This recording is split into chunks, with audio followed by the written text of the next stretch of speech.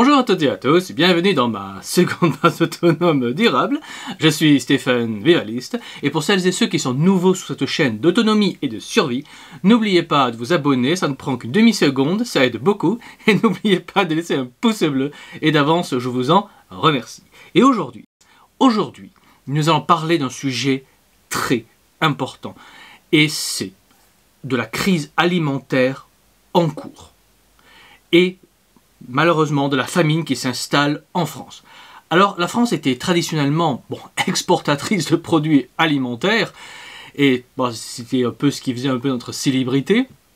On avait un excédent, mais aujourd'hui, on est obligé d'importer de la nourriture, ce qui signifie qu'on n'est plus autosuffisant si les flux commerciaux cessent pour une raison ou pour une autre. Voilà, cela voudra dire qu'une partie du peuple va malheureusement mourir de faim en cas de pépin. Mais si on prend une loupe et qu'on regarde en détail, on voit qu'en effet, de plus en plus d'exploitations agricoles et d'élevage cessent leur activité, soit parce qu'ils font faillite, soit parce que le fermier ou l'éleveur prend sa retraite et ne trouve pas de successeur pour faire son dur métier qui ne rapporte malheureusement pas grand-chose. Et si on regarde les chiffres officiels de plus près, donc les chiffres officiels, on peut constater le recul de la production agricole comme je l'avais annoncé. Alors selon le site officiel de la Chambre de l'agriculture, la production de blé tendre en 2022 a reculé de 4,4% par rapport aux années précédentes et la production de blé dur a reculé de 14,2%. Donc les trolls et autres QI à deux chiffres qui se moquaient de moi l'an dernier, vous voyez bien que les chiffres officiels me donnent une fois de plus raison. Donc quand vous ricanez votre débilité dans les commentaires, vous allez encore une fois passer pour des nouilles quand demain les nouveaux chiffres continueront à me donner raison et me donneront encore raison. Mais passons. Donc reprenons notre petite liste. Donc la production d'orge a reculé de 11,4 millions de tonnes. Donc oui messieurs, votre bière est en danger. La production de maïs a baissé de 17,5% et le rendement à l'hectare a reculé de 14%, ce qui est absolument énorme. Bref, je ne vais pas faire dans toute la liste de toutes les cultures, hein. Je pense que vous avez compris l'idée. La masse alimentaire produite baisse et continue de baisser, donc la famine est bien à votre porte. Et si vous suivez ma chaîne, ces informations sont des choses qu'on sait, que je vous avais annoncées depuis tellement longtemps. Donc jusqu'à là, rien de nouveau sous le soleil pour nous. Pour la masse à la ramasse, ce sont des informations nouvelles. Mais si on prend une plus grande loupe, on peut voir également un nouveau recul significatif de la production alimentaire qui va nous impacter en 2023. Et je parle bien entendu de la production de vaches à lait et de vaches à viande. Alors la FNB, donc la Fédération Nationale Bovine, a tiré la sonnette d'alarme en annonçant qu'on est très proche d'un point de non-retour. Donc ce n'est pas moi qui parle, c'est une instance officielle. Donc ils parlent d'un effondrement du monde de l'élevage, car selon leurs chiffres, en moins de 6 ans, le pays a perdu plus de 10% de ses vaches, dont laitières. Donc on parle bien d'une réduction de 837 000 têtes de bétail qui produisaient du lait, du fromage, des yaourts et de la viande. Alors vous allez me dire qu'il reste encore quelques millions de vaches en France. Et c'est vrai, mais selon la FNB, et bien d'autres sources dans le monde agricole, on va dire, ce chiffre va considérablement se casser la figure et il y a année après année une accélération malheureusement du nombre d'exploitations qui ferment et maintenant avec la hausse des prix en tout, avec la pénurie, le coût, sans parler du coût de l'énergie évidemment, il est de moins en moins possible pour des éleveurs et des élevages de produire. Alors déjà en 2022, j'avais annoncé qu'à cause du climat, la récolte de foin pour l'hiver fut très mauvaise, et ce fut le cas, et j'ai eu malheureusement une fois de plus raison, ce qui a mené les éleveurs à devoir acheter du foin, et ce coût s'ajoute aux hausses de prix, aux pénuries de pièces détachées, et bientôt de la hausse du carburant que j'annonce depuis l'an dernier, et qui va arriver, et c'est déjà en cours, ça s'est déjà aggravé au moment où je fais cette vidéo. sans parler des pénuries qui vont venir rapidement, car depuis février, l'UE, donc l'Union européenne, a alourdi les sanctions contre la Russie de Poutine, le nazi mangeur d'enfants, le fameux, et donc on importera encore moins de diesel et d'hydrocarbures de la Russie, ce qui va nous frapper et frapper, on va dire, les entreprises européennes et les exploitations qui dépendent énormément du diesel pour les tracteurs et autres moissonneuses, batteuses et autres outils agricoles pour produire ce que vous mangez tous les jours. Et de plus en plus de fédérations agricoles, et j'en passe, signalent qu'on arrive au bout, que lorsqu'on aura atteint le point de rupture, ça ira extrêmement vite, parce que là ça monte, et un coup, boum, il y aura le point de rupture, et là, paf, ça chutera, mais d'une façon spectaculaire. Et donc, le nombre d'exploitations chutera de manière spectaculaire.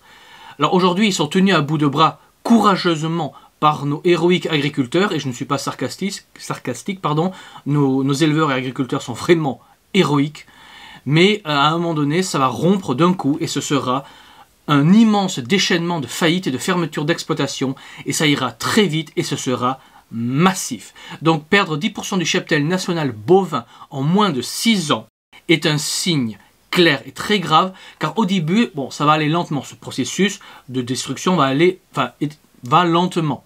Mais le phénomène s'accélère, et c'est ça qui est extrêmement grave. Le phénomène de faillite et d'arrêt ne s'arrête pas, il s'accélère.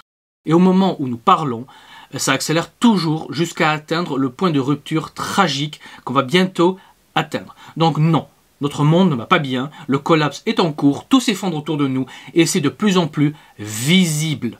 Et ce n'est pas pour rien que le président de la chaîne Lidl parle de hausse de prix en moyenne de 50% rien que cette année, et ensuite ça va continuer évidemment, car il voit bien la quantité de lait disponible baisser par exemple, il voit bien le résultat, moins de lait, moins de yaourt, moins de fromage, moins de viande disponible, sans parler que de plus en plus d'usines agroalimentaires mettent la clé sous la porte, comme le groupe Cofigeo, dont on a longtemps parlé, qui a réduit de 80% sa production alimentaire, et ce n'est pas le seul groupe qui a fait ça, et ça va se ressentir tout au long de 2023, comme je vous le disais déjà en 2022.